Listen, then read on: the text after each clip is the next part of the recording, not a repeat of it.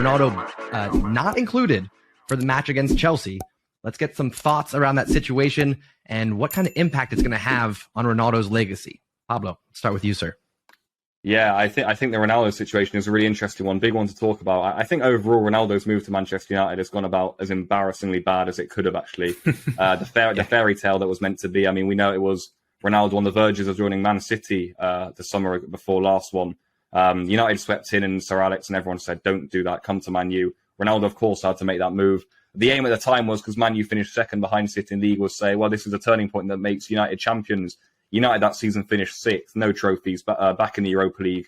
And what Ronaldo wanted out, to be honest, look, I think he was probably Man U's best performing player last season, but I've got to say, I feel that he makes the team worse around him. We're already seeing that again this season. We know Ten Hag prefers to play without Ronaldo. And I think what we're seeing again with Ronaldo this summer was quite another embarrassing moment. We know that him and Mendes were kind of desperately trying to get into any Champions League team. We're even talking likes of Marseille, Napoli, like teams that Ronaldo wouldn't ever dream of playing for, like in the rest of his career. And he was just saying, please get me in the Champions League. No one wanted him. No one wanted to take the wages or his ego in the dressing room or anything. So he's stuck at Man U. He's not starting Premier League matches. He's only playing Europa League, which he hates, and he's not even playing well in. And then he's getting dropped from big games because he's storming off down the tunnel. And I got to say, from his point of view, that's not good enough in my opinion, because a lot gets spoken about Ronaldo's attitude and his winning mentality that I always think is quite impressive. But when you're jeopardizing a team like that, it's a bit childish, isn't it? I think if another player was doing it, like a Paul Pogba or something, people would be going crazy. So for a player like Ronaldo, who kind of prides himself on being this wonderful human being and this winner and this unbelievable athlete who's just so mentally stable and so like fantastic for the team, and he's doing this, it's a bit crap in my opinion, isn't it? So I think Ten Hag made the right call. It's a big call. I just think it's an awkward situation all round. Really not good for Ronaldo's image at all. We know he should have moved before and he wanted to. Maybe should have never gone back to Man U in the first place. And we've got to see now if he manages to force a way out in January, because I always thought that Mendes would be able to do it in the summer. He didn't. So let's see what happens in January. Yeah, I genuinely think that the best thing for both parties is to terminate Ronaldo's contract. I really do think that that's the best way to go.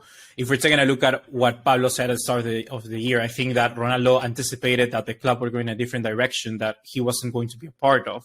I still feel there is a player in Ronaldo. People are saying, oh, he's finished his dad. No, but the thing is that he's the way that United are playing right now, it doesn't fit at all with what Ronaldo is as a player. He's an individualistic, skill-based player, someone who needs to have the team play for him. And literally, Ten Hag's methodology is completely the opposite. It's about the team. It's about the collective, about every single piece contributing to win the game.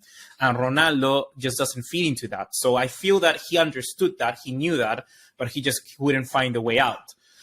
And at this point, I think for Manchester United, it's creating more problems.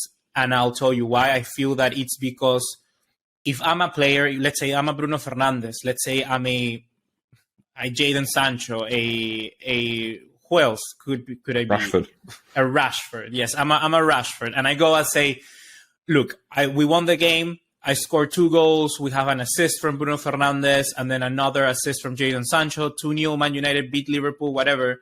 And Ronaldo storms out. It's going to be the news about Ronaldo. It's going to be the news about that. And it's going to be a praise for the players that are actually winning the games. And if I'm a player, that is going to bother me a bit. I feel that there are some dressing rooms that will like that, but there are other dressing rooms that won't appreciate it. And since everything is about unity, about collective, I think that's where Ten Hag is going forwards. I think it's wrong for United to keep Ronaldo in the squad because he's just hurting more than actually benefiting them. And yes, it was unfortunate to see that. I feel that Ronaldo should have come on into the game against Spurs. In the game against Spurs, should have come on. It's just unprofessional, to say the least. I understand he doesn't want to tarnish his legacy for coming on the last few minutes, but at the end of the day, that's the role that you have currently. And I guess that we are seeing this for the very first time in his career. He's feeling that he's not the starter, he's a substitute. He's 100% a substitute. And yes, it's interesting to see how it will develop. I feel that he needs to I don't know, just terminate the contract or accept the fact that he's going to be the 12th man in the team sheet, right? That's the way to go. What do you think, John? Folks, we are seeing the Ronaldo that I always knew existed. He is a selfish person, okay? We're dancing around these issues. Ronaldo, You said Pablo wanted to go to Marseille or Marcel, whatever it is, however you want to pronounce it. Us Americans, we can't say words right.